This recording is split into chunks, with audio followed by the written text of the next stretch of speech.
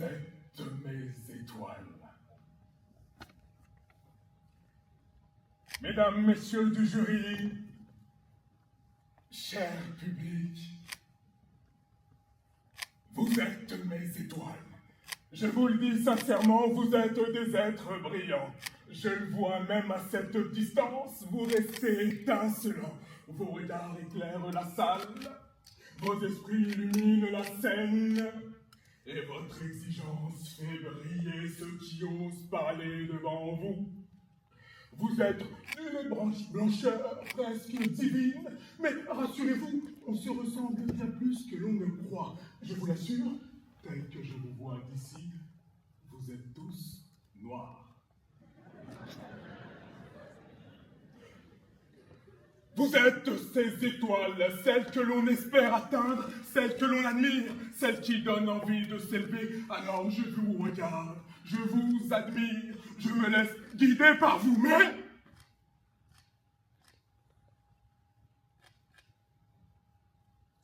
je dois rester lucide. Parce qu'à force de regarder les étoiles, on finit parfois par ne plus voir où on pose les pieds. Et quand on ne regarde plus le sol, on peut tomber. Tomber, vous tomberez comme une feuille qui se détache d'un arbre en automne, parce que vous aurez oublié une chose simple. Les étoiles donnent le sens, mais les pieds donnent la stabilité. Les étoiles nous montrent où aller, mais ce sont nos pieds qui nous empêchent de tomber. Viser les étoiles est donc le rêve. Garder les pieds sur terre est le moyen de les accomplir. Alors ce soir, dernier discours, dernier concours, vous le savez, on garde le meilleur pour la fin. Mais je n'ai plus rien à perdre, je vous l'assure, absolument rien. Je plaiderai la folie, je suis le fou du bus qui vous divertira ce soir.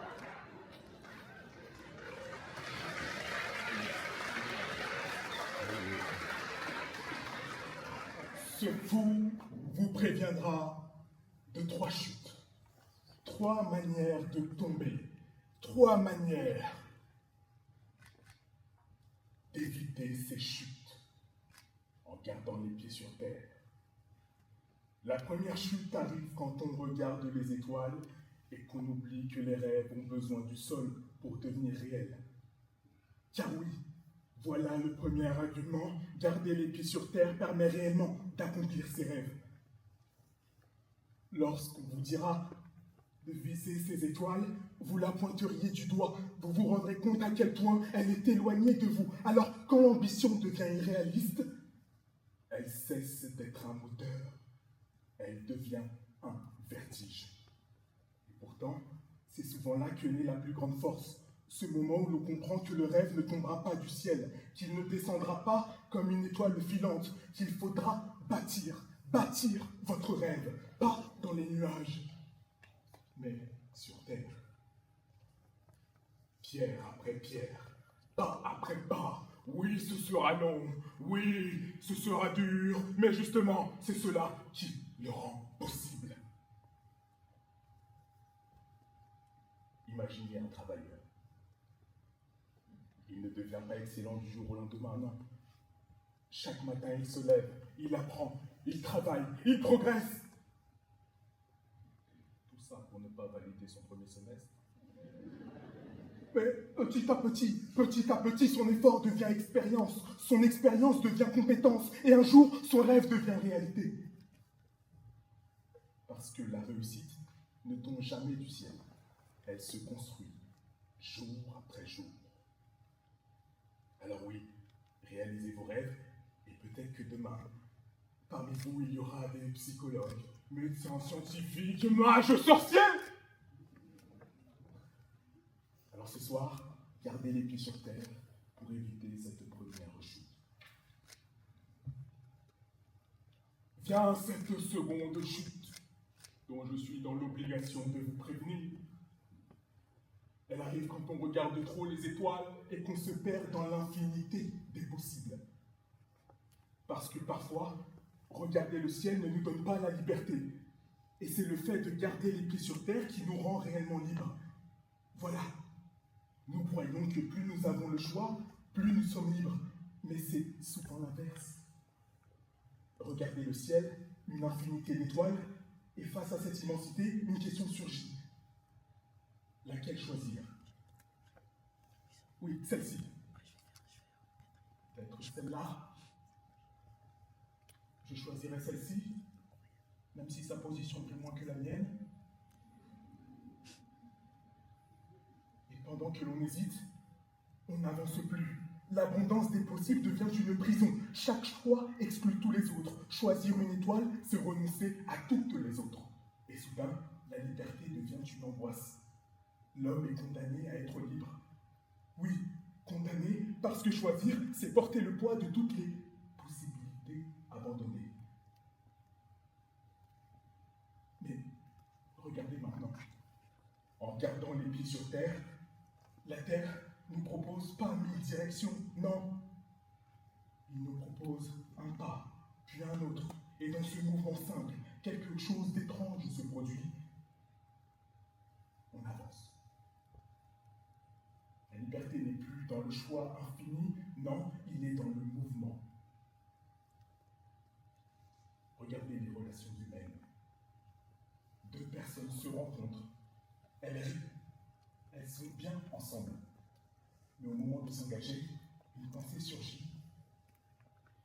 Et si je trouvais mieux ailleurs? Peut-être quelqu'un de plus drôle, de plus beau, de plus parfait. Et à force de regarder toutes les étoiles, il perd celle qui brillait devant lui. Parce que, parfois, vouloir toutes les possibilités nous empêche simplement d'aimer celle qui était là. Et qui est souvent la meilleure. Voilà la deuxième chute. Mais allons maintenant vers cette troisième chute. Car courir après les étoiles nous ralentit au lieu de devenir une lumière. Quand on passe sa vie à courir après les étoiles, on finit souvent par ne jamais les atteindre. Mais quand on reste solidement ancré sur la terre, on peut devenir une étoile pour les autres. Voilà le paradoxe. Parce que les étoiles ne sont pas seulement dans le ciel, elles sont sur terre. Prenez, monsieur le président, vice-président en charge des études et de la formation, Arnaud de Martineau. Vous êtes une étoile qui éclaire le parcours de milliers d'étudiants, guide leurs ambitions et façonne les chemins qui leur permettront d'avancer. Vous êtes brillant. Mesdames, messieurs du jury, je ne vous oublierai pas. Frédéric.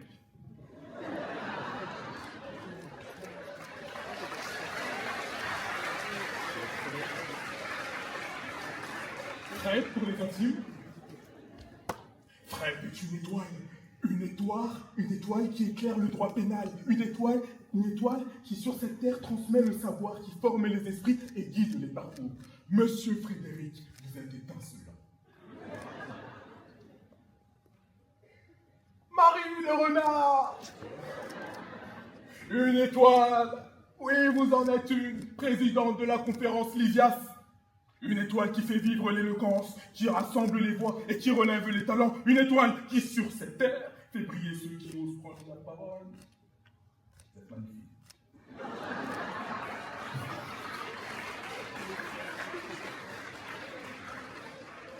Mais je ne vous draguerai pas maintenant.